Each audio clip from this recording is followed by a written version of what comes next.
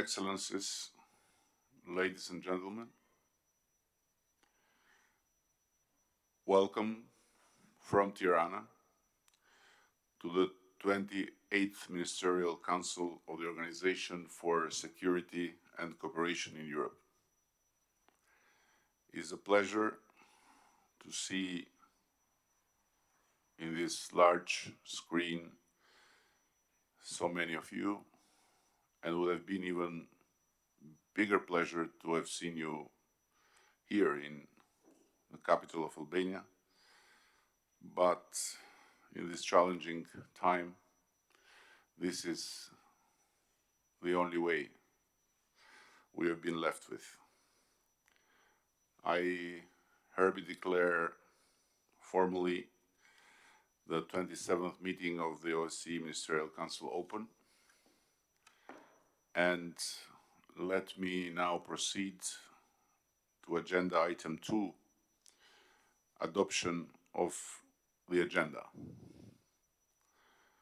Let me recall that the draft agenda of this meeting was forwarded to us by the Permanent Council as document MCGAL/120/Rev1. May I assume that we can now adopt this agenda? Okay.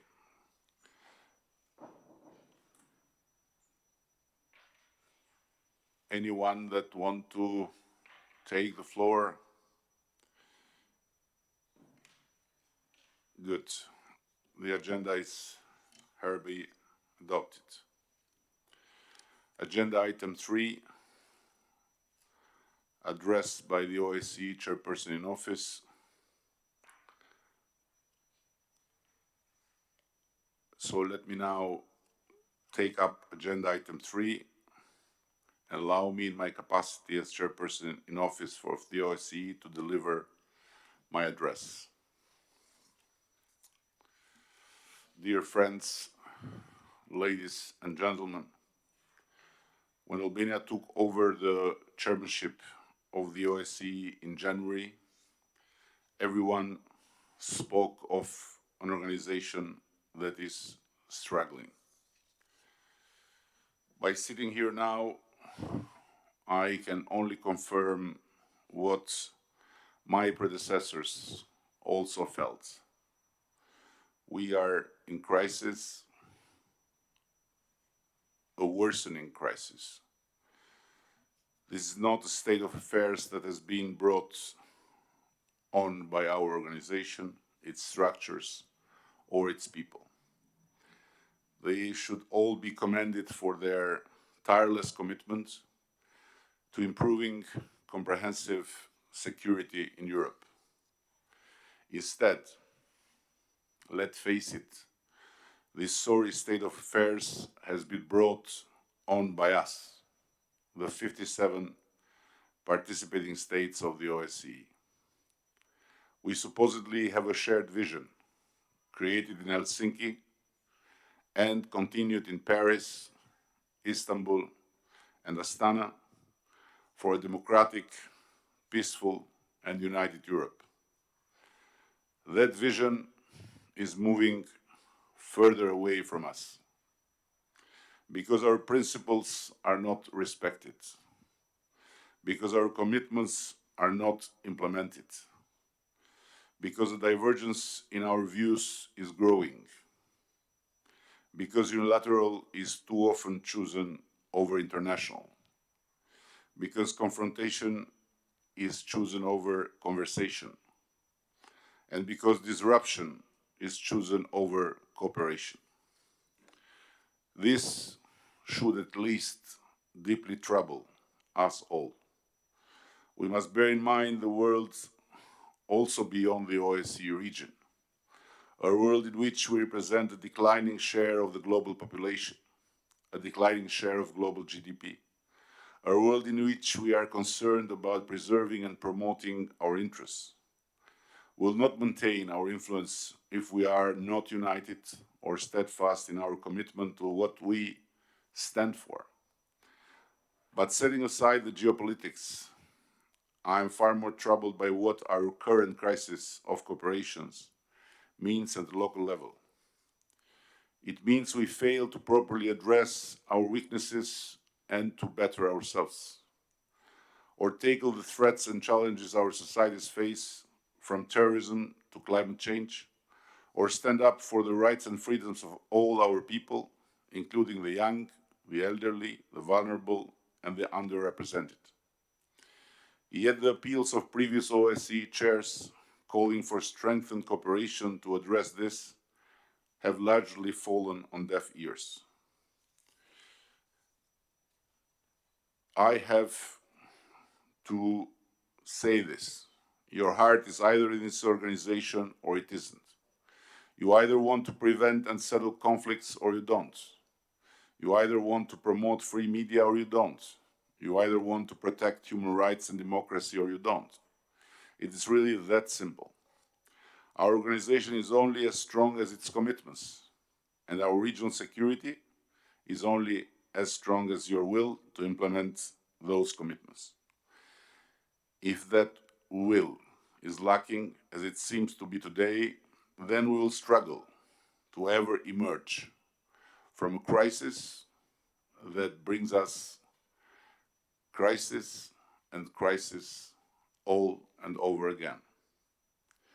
Look at what happened to Belarus and how suddenly OSCE remained there as a kind of last resort, while the other megastructures looked useless. Why so? Because, sadly enough, whatever happens out of the EU raises immediately the barricades between the EU and NATO countries and Russia, but not only. And it becomes immediately a matter of much larger scale, while the very matter of people, ordinary people, concerns, aspirations, rights, freedoms, in the place of crisis is de facto put in jeopardy. It cannot go on like that endlessly. This should change, sooner the better. Our organization cannot work if the Cold War attitude is not left behind for good.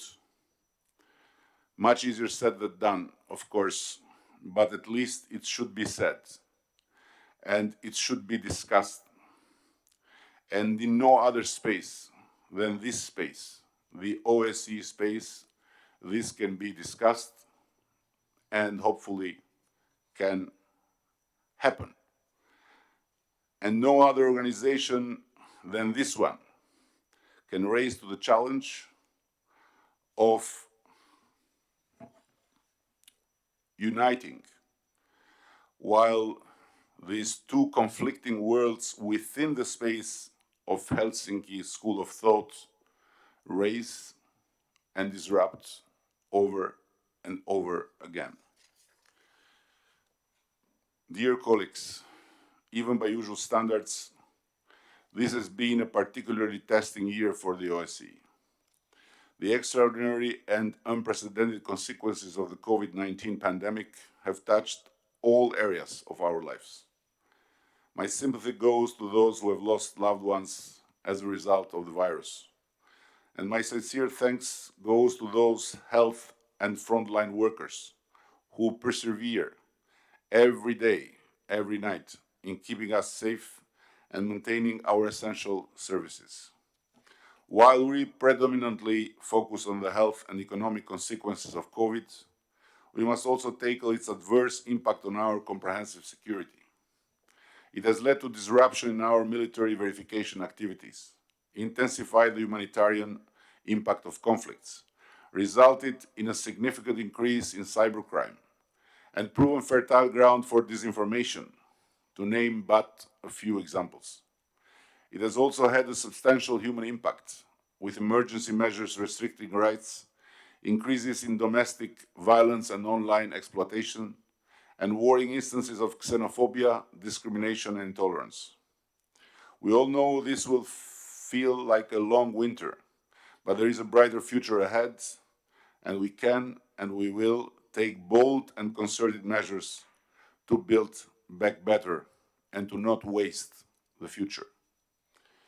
At the outset of the year, I stated that the conflict with respect to Ukraine was the utmost priority of our chairmanship. That has not changed. It cannot change. Some progress is being made, but there is still a long way to go for a comprehensive and peaceful resolution of the conflict, including with respect to the challenges related to Crimea. It remains an unacceptable situation, bearing in mind our principles and commitments, and let not forget the Minsk agreements. 7 years on, lives continue to be lost. Every single casualty is a devastation for a household, for a family, for a community. In my first visit as chairperson-in-office to Ukraine, I witnessed personally how the conflict has taken its toll on the population. But I also witnessed the positive change that the OSCE can bring. And we have seen what further progress is possible when there is a political will, as shown by the mutual release and exchange of detainees in April, and most recently with the measures to strengthen the ceasefire that took effect on 27th of July. This has resulted in unprecedented low levels of ceasefire violations on the ground, although casualties continue due to mines and explosive objects even under this new normal. So the humanitarian situation remains worrying. It is unfortunate that by now it has not been possible for the sides to build on this tangible commitment to ceasefire to make progress in other aspects of the Minsk agreement. And let me repeat,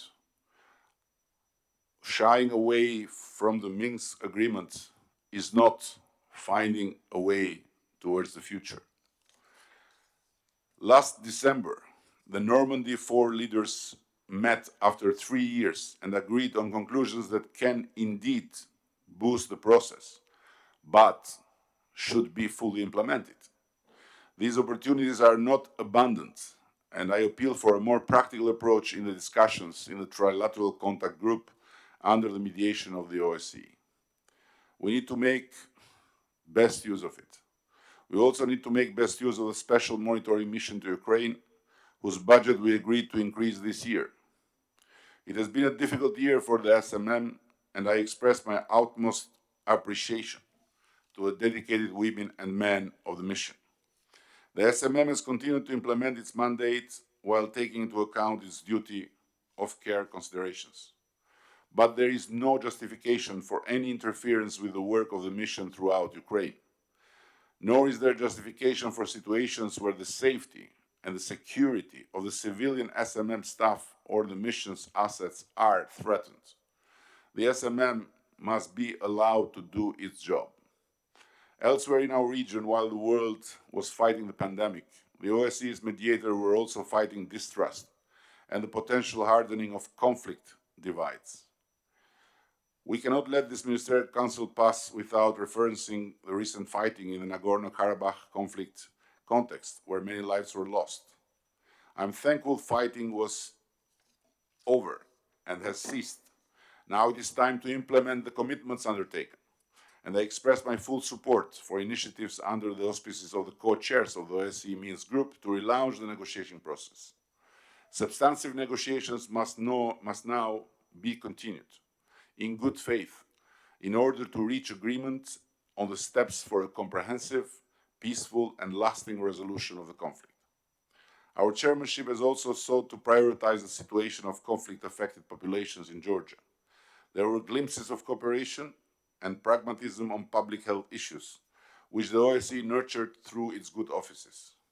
In fact, the OSCE was able to increase its regular contact with all stakeholders. At the same time, however, we observed the erection of additional obstacles as part of so-called borderization efforts. and we saw limitations on the freedom of movement of local residents across the administrative boundary lines. These restrictions magnified socioeconomic hardships and in some cases placed an additional burden on those seeking medical care. The dialogue efforts of the Geneva international discussions had to be postponed, although we welcome the commitment of all participants to reconvene those talks next week after a pause of nearly a year. I would like to underline also the need to continue the result-oriented Transnistrian settlement process. The pandemic has posed challenges to the interconnectivity between both banks of the river, and the process has slowed down. I call for the rapid restoration of the freedom of movement and encourage the sides to re-engage in the negotiation process next year when Sweden will be chairing the OSCE and build on the progress made. Dear colleagues, this year we have also seen new developments in our region which cause serious concern.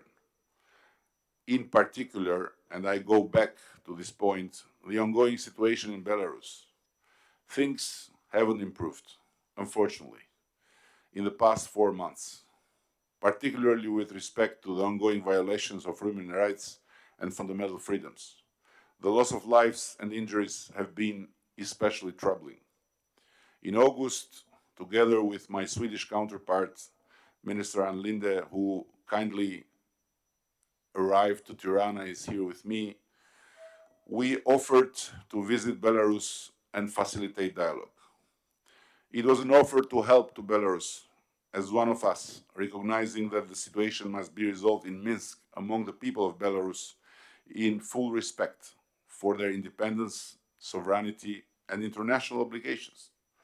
But this offer was rejected.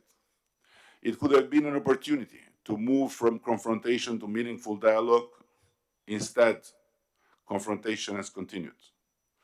I maintain my view that the OSCE, as an inclusive organization, remains well placed and ready to volunteer its good offices to support Belarus.